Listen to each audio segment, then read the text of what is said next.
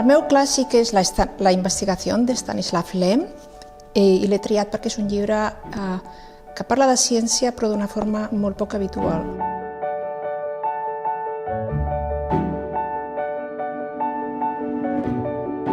És un thriller i la ciència que està aquí és com un biòleg, un científic participa en la investigació i com a partir de trobar patrons, estadística, números, intenten trobar la resposta al fet.